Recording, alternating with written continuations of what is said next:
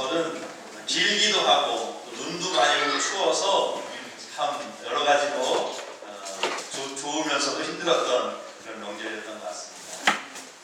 다들 안전하고 건강하게 다시 뵐 수 있어서 너무 감사합니다. 자, 오늘은 우리 미신인가 신앙인가 라는 제목으로 함께 말씀을 나누겠습니다. 연말 연초가 되면 이제 TV에서는 시상식이 열리죠. 연기대상, 가요대상, 연예대상 열리는데 SBS 연기대상을 받은 연기자가 장나라라는 연기자였습니다. 작년에 이제 굿 파트너라는 그런 드라마 이혼 전문 변호사로 나왔는데 저도 저희 딸이 재밌다 그래서 봤는데 재밌게 봤습니다. 그런데 우리 장나라 연기자가 대상을 받았어요. 그런데 저는 이 장나라가 이제 크리스찬인지 몰랐는데 딱 상을 받고 자기도 받을지 몰랐나 봐요. 받고 나서 이런 고백을 하더라고요. 아무것도 아닌 저를 살리신 하나님 아버지께 모든 영광을 돌립니다. 그래서 데뷔한 지 23년 됐는데 이렇게 큰 상을 받아서 너무 감사하다. 그런 이제 이야기하는 것을 보았습니다. 또 이제 우수 연기상, 최우수 여자 연기상을 받은 우리 연기자는 전미도라는 또 배우였어요. 이 배우는 원래 이제 뮤지컬 배우였는데 이제 드라마에도 많이 나오죠. 슬기로운 의사생활에서도 아주 인기가 있었고 그때 대상도 받았었는데 이번에는 이제 최우수 여자 연기상을 받았는데 이 전미도라는 배우도 이제 쭉 감사 인사하면서 마지막에 제 기도에 응답해 주신 하나님께 감사드립니다. 그런 고백을 하는 것을 보았습니다. 또 있습니다. 우리 박신혜라는 우리 연기자도 상을 받았는데 이런 말을 하더라고요. 제가 이 자리에 있기까지 제 삶을 주관하시고 저를 지켜주시는 하나님 아버지께 이 영광을 돌리겠습니다. 자, 우리는 상 받으면 너무 좋아서 이런 말 할 수 있지라고 생각할 수 있지만 사실은 이제 공인의 입장에서 이렇게 대중 앞에서 자신이 크리스찬이다, 내가 예수님 믿는 하나님 믿는 사람이다라는 것을 드러낸다는 것은 그렇게 쉬운 일이 아니라는 거예요. 왜냐하면 이제 이렇게 자신을 정체를 드러내고 나면 이제 조심할 수밖에 없잖아요. 예수 믿는 사람 왜 저래? 그런 말을 안 들어도 되잖아요. 그래서 성실해야 되고 또 욕할 수도 없고, 그러니까 어떻게 보면 자신의 행동에 규제를 받을 수 있는데도 불구하고 이런 고백을 한다는 것은 진짜로 하나님이 나를 도와주셔서 내가 이 상을 받았다 그렇게 믿기 때문에 그렇게 이런 고백을 하게 된 줄로 믿습니다. 자, 우리 많은 연예인들 또 많은 유명인들을 보면 이제 겉으로 볼 때 저 사람도 예수 믿는 사람인가라는 표시가 나눌 수가 있어요. 어떤 걸 보면요, 목걸이를 하고 십자가 목걸이를 한다든지 반지를 한다든지 또 차에 십자가 목걸이가 걸려 있으면 이 사람도 교회 다니나 보다 생각을 하죠. 자, 그런데 문제는 뭐냐면 이러한 십자가를 목에 달고 귀에 달고 반지를 끼고 다니는 사람이 어떤 마음에서 이 십자가 모양을 하고 있느냐, 그 차이가 있다는 거예요.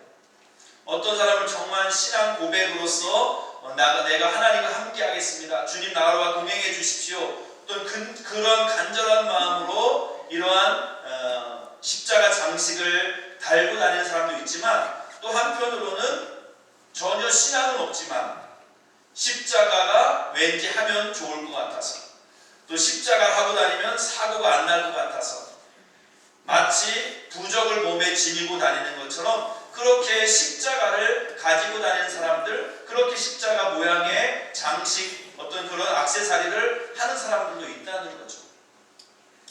그런데 교회를 다니고 신앙생활하는 분들 중에서도 이런 분들이 있다는 겁니다.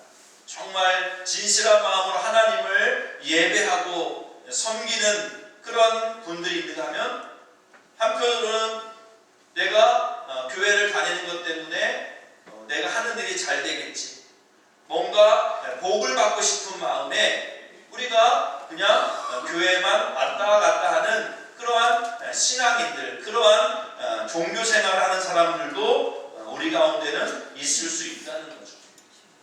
오늘 말씀을 통해서 그러면 정말 하나님이 기뻐하시는 신앙생활하는 사람의 모습은 어떤 모습이 되어야 할지 우리가 함께 말씀을 통해서 함께 나누어 보도록 하겠습니다. 자, 오늘 본문의 배경이 되는 그런 시대는 엘리가 제사장으로 있는 시대였습니다. 아직 왕이 세워지기 전에 사사 시대의 끝에 이제 과도기의 시기에 본문의 말씀이 주어지고 있습니다. 엘리가 제사장으로 있었던 이스라엘은 영적으로 아주 혼미했던 어두웠던 그러한 시대였던 것을 보게 됩니다. 사무엘상 3장 1절 2절에 보면 여호와의 말씀이 희귀하여 이상이 흔히 보이지 않았더라.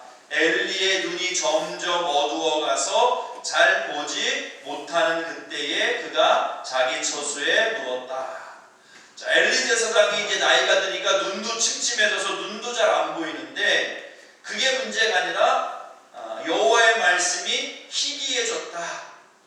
이상이 보이지 않았다. 하나님의 말씀이 잘 들려지지 않았다는 거죠. 하나님은 늘 여전히 말씀하셨지만 하나님의 말씀을 들으려고 하지 않았다는 거죠. 그래서 영적으로 어두웠던 시대가 바로 엘리 제사장 시대였습니다. 얼마나 영적으로 무감각하고 어두웠는지 그 아들들의 모습을 보면 더 우리가 쉽게 짐작할 수 있습니다. 엘리 제사장의 아들이 둘이 있었습니다. 홈니와 비느하스라는 두 아들이 있었습니다. 그런데 그들의 모습은 전혀 제사장의 아들이면 이제 또 제사장이 돼야 되거든요. 그런데 더 신앙이 없는 것을 보게 됩니다. 2장 10절에 보니까 엘리의 아들들은 행실이 나빠 여호와를 알지 못하였다라고 말씀하고 있어요. 제사장이면 가깝게 더 하나님을 가까이 더 알아야 되는데 하나님을 더 몰랐다. 행실이 나빴다라고 말하고 있습니다. 그래서 제사를 드리러 제물을 가지고 오는데 그것을 하나님께 드려야 되는 것을 자신이 착국을 하는 거죠. 먼저 제물을 드리고 나서 이제 그 중에 일부를 제사장에게 드려야 되는데 드리기도 전에 먼저 좋은 부위를 가져가서 생으로 가져가서 자기 입맛에 맞게 그렇게 먹으려고 했던 모습이 그들 가운데 있었습니다. 또한 회망문에 수종두는 여인들이 있었는데 그 여인들과 동침하는 아주 나쁜 행실을 했다라고 성경은 기록해 주고 있습니다. 자, 제사장과 제사장의 아들들이 이 정도였다면 백성들은 말할 것도 없었겠죠. 왕이 없는 시대, 사실은 하나님이 왕이지만 하나님을 왕으로 인정하지 못하니 자기의 욕심에 따라 자기의 육적인 욕심만 채우려고 했던 시대에 바로 이 시대를 살고 있었다는 것이죠. 자, 그런데 이러한 상황 속에서 외적으로 큰 문제가 생겼습니다. 바로 블레셋과의 전쟁이 벌어진 겁니다. 자, 블레셋은 구약의 이스라엘의 적대 세력으로 아주 자주 등장을 합니다. 자, 사사시대 때 삼손이 대적했던 그 이방 민족이 바로 블레셋이었고, 초대왕 사울왕이 전쟁에서 죽임을 당했던 그 전쟁이 바로 블레셋과의 전쟁이요. 또 다윗이 골리앗과 싸워서 이겼는데 그 골리앗이 어느 나라의 장수였어요? 바로 블레셋의 장수였습니다. 그러니까 이스라엘과 아주 악연이에요.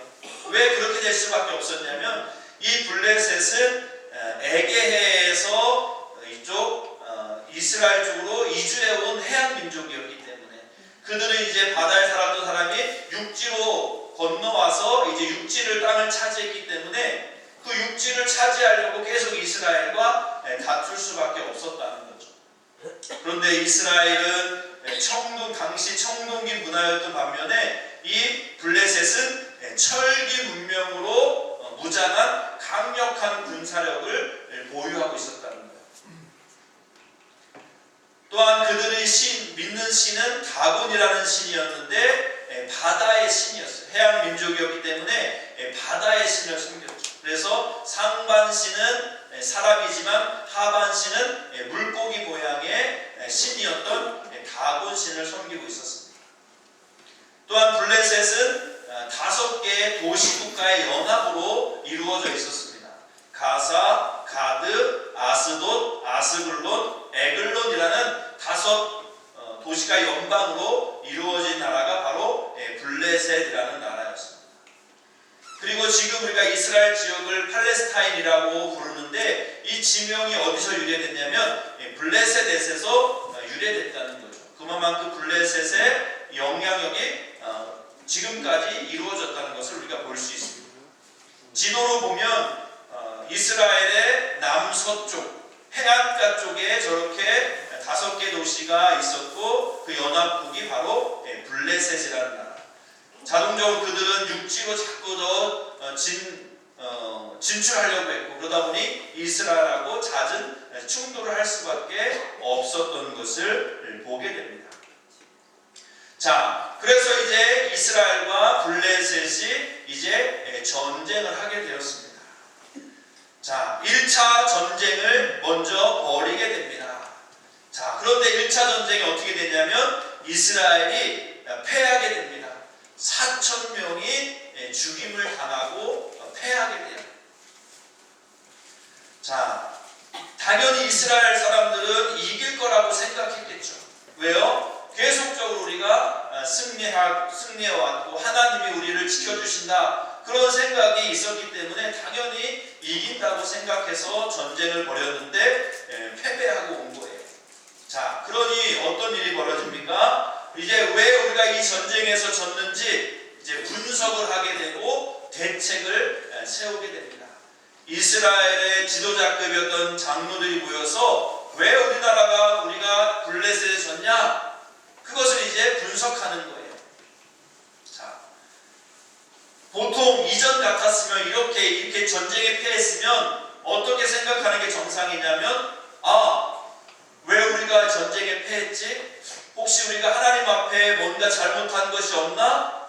자신의 삶을 돌아봐야 되는 거죠. 혹시 우리의 욕심대로 전쟁에 나간 것은 아닌가? 우리가 하나님 뜻대로 우리가 전쟁을 수행하지 않았나? 자신의 잘못을 돌아보는 것이 보통 신앙이 있을 때의 모습이었을 겁니다. 그런데 이들은 어떠한 그런 원인 분석을 내놨냐면 우리가 전쟁에서 승리하지 못하고 진 것은 언약궤가 여기 있지 않고 실로의 회막에 있었기 때문이다. 이제 그렇게 원인을 분석하는 거죠. 그래서 대책으로는 뭘 어떻게 세운 거예요? 자, 실로에 있는 언약궤를 이 전쟁터로 가지고 오면 분명히 우리가 전쟁에서 이길 것이다 라고 생각을 했다는 겁니다. 자, 이 생각에 대해서 여러분 어떻게 생각하세요? 맞는 분석이고 제대로 된 대책인가요? 이들은 단순히 하나님의 임재를 상징하는 언약궤만 가지고 오면 우리가 전쟁에 승리할 거다라고 생각했다는 것이죠. 나 자신을 돌아보고 내가 뭘 잘못했지, 내가 하나님 앞에 지금 바로 서지 못한 모습은 뭐가 없나? 자기 자신을 돌아보지 못하고 외적인 데서 그 문제를 해결책을 찾았다는 거죠. 마치 내가 시험을 망쳤어요. 내가 왜 이번에 시험을 망쳤지? 내가 공부를 안 했구나라고 생각한 게 아니라 내가 십자가를 안 가져갔구나. 십자가를 가지고 가서 성경책을 가지고서 기도하고 시험을 봐야 되는데 내가 기도하지 않고 십자가를 가지고 가지 않아서 시험을 망쳤구나. 공부 하나도 안 하는 거예요. 그렇게 지금 생각을 하고 있는 거예요. 나 자신 뭐가 잘못됐는지, 내 자신 내가 정말 하나님 앞에 바로 서 있는지 그것을 생각하지 않고 단순히 십자가를 가지고 오지 않아. 언약궤가 내가 지금 우리 전장에 없기 때문에 졌다라고 생각을 했다는 거죠. 자, 이렇게 잘못 대책을 세우고 전쟁을 또 벌이게 되면 2차 전쟁을 벌이게 되면 어떻게 됐을까요? 당연히 패할 수밖에 없었습니다. 자, 이번에는 3만 명이나 죽게 되는 그러한 큰 패배를 당하고 뿐만 아니라 언약궤를 빼앗겨 버리게 됩니다. 뿐만 아니라 언약궤를 지키고 있었던 제사장이었던 엘리와 비누하스와 홈리와 비누하스도 죽임을 당하게 되었습니다. 자, 너무나 큰 일이 벌어진 거예요. 전쟁에 패한 것도 너무나 큰 아픔인데 언약궤를 빼앗겼고, 또한 차기 제사장이었던 홈리와 비느하스까지도 죽임을 당한 이러한 아주 큰 패배를 당하게 되는 것을 보게 됩니다. 자, 이 아픔이 얼마나 컸는지 이 소식을 들은 엘리, 아버지 엘리는 의자에 앉아 있다가 그 언약궤도 빼앗기고 두 아들이 죽었다는 소식을 듣고 의자가 뒤로 넘어져서 목이 부러져서 즉사하게 됩니다. 즉사. 급사하게 되죠. 자, 그런데 죽은데 나이가 많았습니다. 나이가 많고 비대한 까닭이라. 성경에서는 그것을 이렇게, 그의 죽음을 이렇게 설명하고 있어요. 나이가 많았지만 비대했다. 뭔가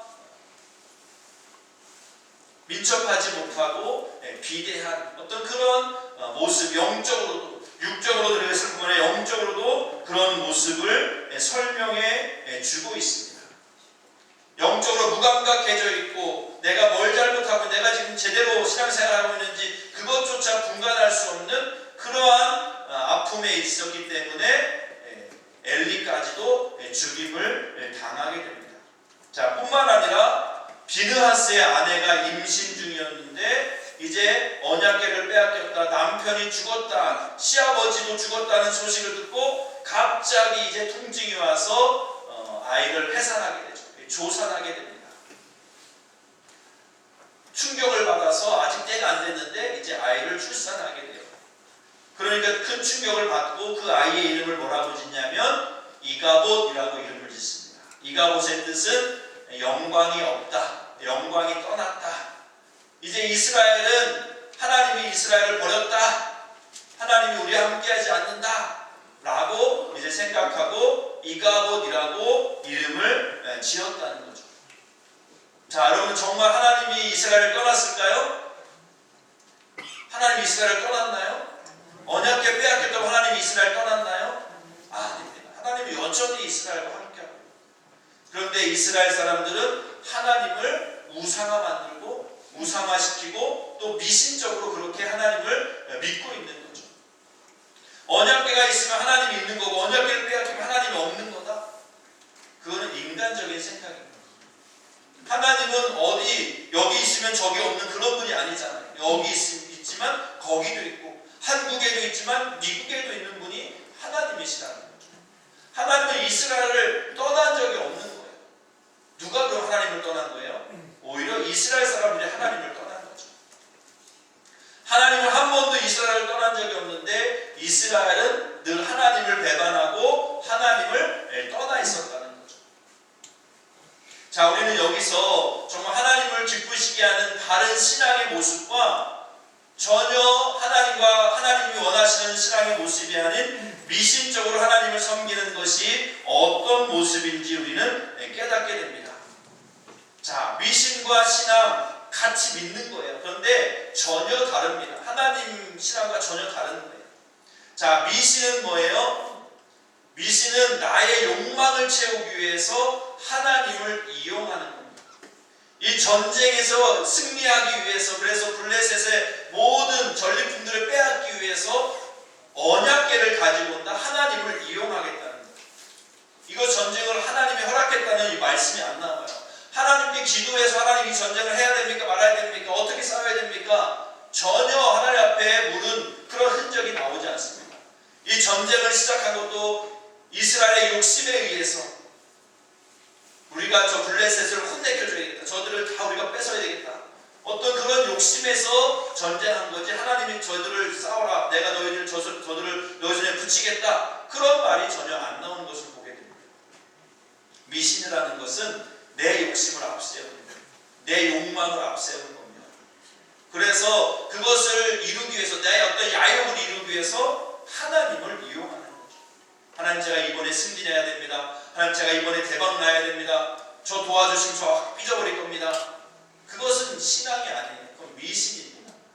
그냥 부족 하나 가지고 있는 거랑 똑같은 거예요. 여러분들 로또를 사는 분들은 그게 부족인 거 아시죠? 일주일 동안 행복한 거예요. 로또를 가지고 있으면 일주일 동안 행복한 거예요. 왜? 될지도 모른다는 거죠. 대박 날지도 모른다. 근데 안 될 거 알면 사는 거예요. 불안하기 때문에. 그게 바로 신인 거죠.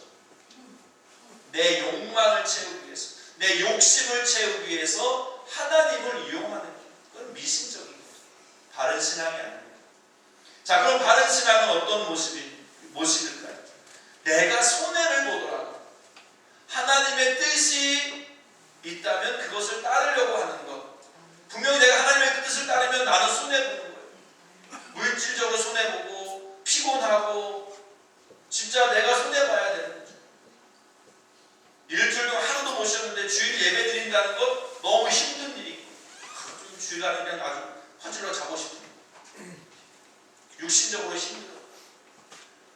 신앙생활하는 것 때로는 11조하고 헌금하는 거 손해보는 것 같아.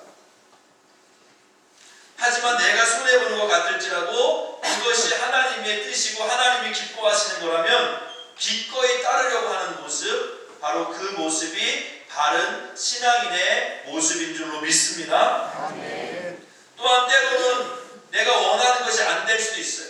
전쟁을 했는데 전쟁에 패할 수도 있습니다. 그럼 이스라엘 어떻게 생각해요? 바른 신앙의 모습이었던 이스라엘 어떻게 생각해야 돼요? 하나님이 내가 하나님 앞에 지금 뭔가 바로 서지 못한 모습이 있나 보다. 내가 하나님 보시기에 하나님 기뻐하지 않는 모습이 있나 보다. 자기 자신을 돌아봐야 되는데 전혀 그러지 못했다. 미신적으로 하나님 믿는 사람들은 안 좋은 일이 생기면 그냥 하나님을 떠나버리는 거죠. 제가 전에 있던 교회에서 어떤 분이 교회에 왔는데 그분이 어떻게 오셨어요? 했더니 꿈에 십자가를 봤다고. 교회 가야 되는지 알고 교회 왔다고. 오, 그러시냐고. 잘 오셨다. 그랬더니 어느 정도 좀 이제 신앙생활 하는 것 같았어요. 그러니까 어느 순간 이제 교회 안 나오겠대요. 왜요? 제가 교회 나갔더니 우리 아들이 사업이 안 된다고. 아들이 사업이 안 된다는데 어떻게 제가 부모들 입장에서 교회 나가면 안 되잖아요. 그러면서 또 교회 안 나오는 거예요. 그분은 무조건 교회 가면 아들은 또 잘 돼야 되고 모든 하는 일이 다 잘 돼야 된다고 생각했던 거죠. 그건 바른 신앙이 아니에요. 오히려 예수 믿으면 손해보는 거예요. 예수님은 좁은 길이라고 해요. 신앙은 좁은 길이야. 좁은 문이야. 넓은 길 아니야. 칭찬받는 길 아니야. 핍박받는 길이고 오해받고 사람들한테 손가락 받을 수도 있어. 그래도 내 길을 나와 함께 하겠니? 네. 주님 저 손해보더라도 주님 이 길이 참 진리이기 때문에 주님을 따라가겠습니다. 그 모습이, 그 다짐이, 그 자세가 바른 신앙인의 모습인 줄로 믿습니다. 아멘. 하나님 믿는다고 어려운 일이 안 생기는